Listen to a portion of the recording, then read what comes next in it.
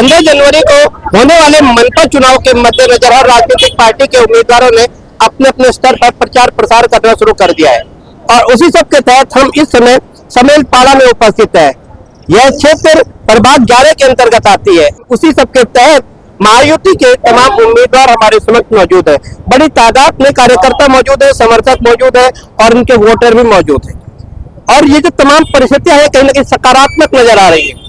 तो इस समय जो माहौल चल रहा है चुनाव प्रचार का है, चुनाव प्रचार अपने चरम पर पहुंच चुका है। सर क्या कहना चाहोगे, ये जो चुनाव लड़ा जा रहा है ये किस उद्देश्य के तहत लड़ा जा रहा है?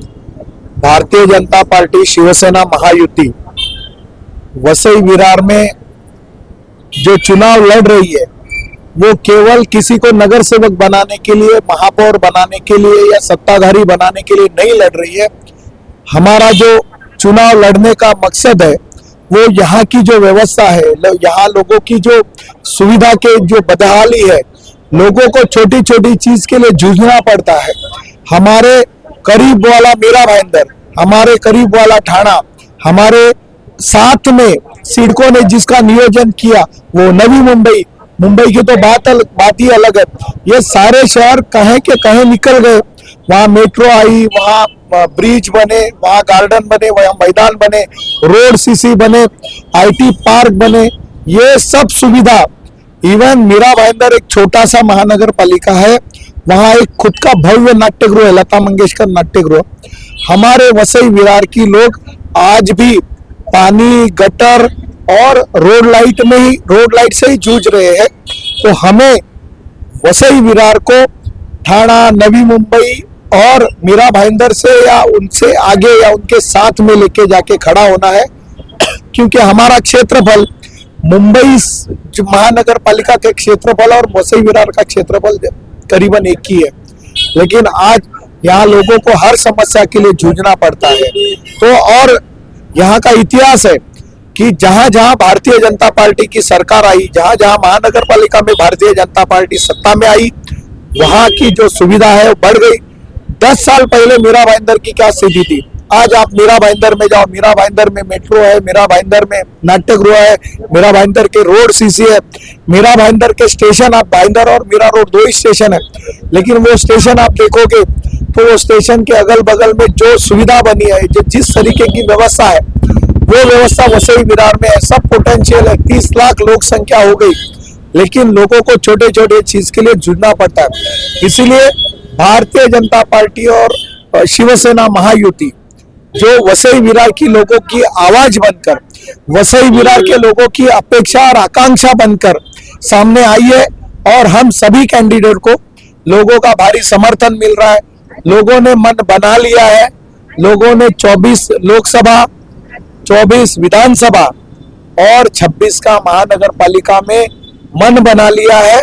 कमल का फूल, और कमल का फूल भारतीय जनता पार्टी और शिवसेना महायुति को। लोग आज मोदी जी को देखते हैं, लोग आज देवेंद्र जी को देखते हैं। देवेंद्र जी का आज पूरे भारत में इंफ्रा मैन करके आज लोग उनको जानते हैं। इंफ्रास्ट्रक्चर, मुंबई हो, नवी मुंबई का एयरपोर्ट हो, मुंबई के बड़े बड़े जो भी ब्रिज बने हैं, कोस्टल रोड बना है, बाकी सब चीजें है, एयरपोर्ट बना है, मेट्रो बनी है। तो वसई विरार के लोग भी देवेंद्र फडणवीस जी के नेतृत्व में वसई विरार का विकास चाहते हैं और हम सब पंतप्रधान नरेंद्र मोदी जी और देवेंद्र जी के विजन को लेके सभी कार्यकर्ता काम करना चाहते हैं। हमारा जो विजन डॉक्यूमेंट है वो वसई विरार के लोगों के सामने रखा है। हम लोगों ने प्रभाग क्रमांक 11 का जो विजन डॉक्यूमेंट है वो भी लोगों का सामने रखा है, जो वसई विरार के लोगों की और जो 11 नंबर वार्ड के लोगों की बेसिक जरूरतें पूरी करे और उनको अच्छा लाइफ, अच्छी सुविधा यहाँ मिले, इस तरीके का विजन डॉक्यूमेंट हम लोगों ने लोगों के सामने रखा है। लोग उसको स्वीकार कर रहे हैं और लोग आशीर्वाद दे रहे हैं।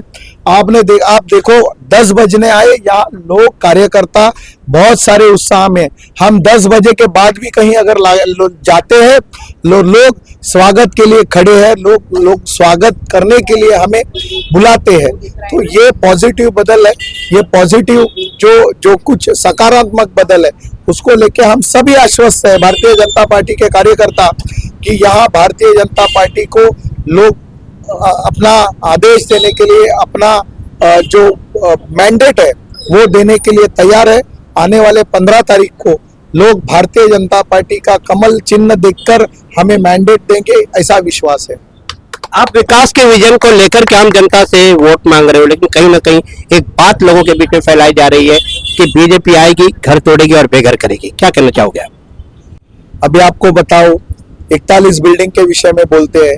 41 बिल्डिंग बांधने वाला सीताराम गुप्ता, वो बहुजन विकास आघाड़ी का 3 टाइम नगर सेवक, उसके दलाली खाने वाले कौन है वो आपको पता है। उसके उस मामले में इनका ही लाडला अधिकारी रेड्डी ईडी के अंदर गया, आईएएस अधिकारी अंदर गए, बहुत सारे लोग अंदर गए, बहुत सारे लोगों की इंक्वायरी शुरू है। ये 41 बिल्डिंग जो बनी वो बहुजन विकास आघाड़ी की नगर परिषद में सत्ता थी, बहुजन विकास आघाड़ी की महानगर पालिका में सत्ता थी, और बहुजन विकास आघाड़ी के नगर सेवक ने बनाई, और वो सुप्रीम कोर्ट के आदेश से उनको बेघर किया गया।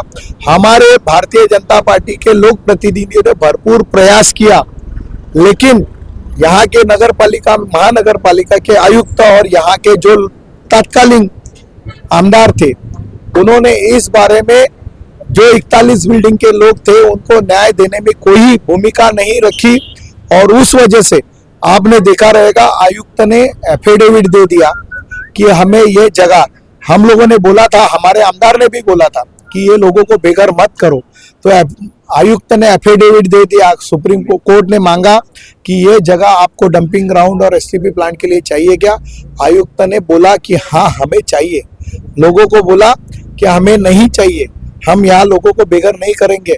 लेकिन किसके आदेश से और किसके कहने पे किया, तो इसकी भी जांच होनी चाहिए और इसके भी आप इंक्वायरी करो। तो 41 जो बिल्डिंग का विषय है उसके ऊपर लोग बोलते हैं, लेकिन आप लोगों को ये भी बताना जरूरी है कि इन लोगों ने आपको बेघर करने का काम किया, लेकिन हमारे आमदार राजन नाइक जी ने विधानसभा में ये मुद्दा उठाया, और इस विषय पे हमारे महसूल मंत्री बावनकुळे साहब, उप मुख्यमंत्री एकनाथ शिंदे जी और देवेंद्र फडणवीस जी ने सबके सामने कहा है, पब्लिक में कहा है, विधानसभा में कहा है, उसकी ऑर्डर्स है कि जो जो इलीगल बिल्डिंग्स है, जो जो गवर्नमेंट लैंड पे बिल्डिंग्स है, जो जो रिजर्वेशन प्लॉट पे बिल्डिंग्स है, उनके लिए हम लोग वर्टिकल 7/12 उतारा लेके आ रहे हैं। वर्टिकल 7/12 उतारा का मतलब क्या है? इलीगल बिल्डिंग वालों को, बिल्डिंग में रहने वाले लोगों को जमीन घर पे नहीं रहती, घर जमीन जो है उनके नाम पे नहीं रहती है, उसमें ओसी नहीं है तो कन्वेंस नहीं हो सकता है, तो उनके नाम जो 7/12 उतारा में उनका जितना क्षेत्र है उतना क्षेत्र लिख के उनके नाम जो है वो 7/12 उतारा में आएंगे, तो उनका हमेशा के लिए जमीन के ऊपर मालकी हक होगा। ये करने का काम भारतीय जनता पार्टी ने किया, बहुजन विकास आघाड़ी के लोगों ने उनको सिर्फ और सिर्फ ठगने का और लूटने का काम किया। तो भारतीय जो भी कोई सवाल करते हैं कि आपके घर टूटेंगे, उनको एक ही कहना है कि भारतीय जनता पार्टी उनको हक देने का काम कर रही है, उनका नाम 7/12 उतारा पे प्रॉपर्टी कार्ड पे लाने का काम कर रही है। आप लोगों ने उनको ठगा, आप लोगों ने उनको छला और आप लोगों ने उनके घर तोड़े, उनको हमेशा तो दबाव पे रखा। भारतीय जनता पार्टी किसी को घर तोड़ने में नहीं तो उसका हक दिलाने के काम करती है, और ये हमारे देवेंद्र जी ने ही बोला है कि हम वर्टिकल 7/12 उतारा लाएंगे। तो जिनको ये सब समझ में नहीं आता है, वर्टिकल 7/12 उतारा हक देना, जिनका काम सिर्फ हक छीनना है, किसी को कुछ देना नहीं है, तो उनको ये समझ में नहीं आएगा। लेकिन आप जनता को समझ में आता है कि देवेंद्र फडणवीस जी, हमारे आमदार, इन सब ने प्रयास करके ये वर्टिकल 7/12 उतारा है, उनको संरक्षण दिया। जो जो भी लोड बेरिंग में रहते हैं उनको एक संरक्षण दिया है, कानूनी संरक्षण दिया है, और लोग उससे खुश है, और बहुजन विकास आघाड़ी को उनकी जगह दिखा देंगे आने वाले 15 तारीख को। मैडम क्या कहना चाहोगे? इस चुनाव में महिलाओं की भूमिका बड़ी महत्वपूर्ण मानी जा रही है, क्या कहना चाहोगे? चुनाव के इस दरमियान अभी यही सोच रहे हम भी कि महिलाओं के स्वयं रोजगार, महिलाओं की सुरक्षितता, महिलाओं के लिए जो शासन से जो योजनाएं आती है उनके घर तक पहुंच जाए महिलाओं के लिए, बस इसी पर हम लोग भर डालेंगे। जय श्री राम। मैडम क्या कहना चाहोगे, प्रभाग 11 की स्थिति क्या है, कितने वोटर हैं और परिस्थिति क्या है? प्रभाग 11 में सभी वोटर्स मतलब 45,000 तक वोटर है और सभी पॉजिटिव है, सभी साथ दे रहे हैं, सभी अभी 10 बजे तक हम लोग के साथ है। चुनाव प्रचार कैसा चल रहा है? प्रचार सब जोरदार चल रहा है और पॉजिटिव सब वातावरण यहाँ पे है। आपने देखा कि कितने उत्साहित नजर आ रहे हैं और खास तौर से मनोज पाटिल जी ने उस विषय पर पूरी विस्तृत जानकारी दी कि जिस तरह से अफवाह फैलाई जा रही है कि भारतीय जनता पार्टी आएगी और घर तोड़ेगी तथा लोगों को बेघर करेगी, उस सवाल का इन्होंने बेहतर ढंग से जवाब दिया। हालांकि सवाल की भी आवश्यकता है और उस सवाल के जवाब की भी आवश्यकता है। वो अब देखना यह होगा कि जिस तरह से यहाँ पे प्रत्येक कार्यकर्ता उत्साहित नजर आ रहा है, इन सबके मनोबल बढ़े हुए नजर आ रहे हैं, जिस तरह से चुनाव प्रचार चल रहा है, जिस तरह से भीड़ यहाँ पे आ रही है, वो सब देखना यह होगा कि ये तमाम जो परिस्थितियां हैं, इन परिस्थितियों का आने वाले समय पर किस प्रकार का प्रभाव पड़ेगा।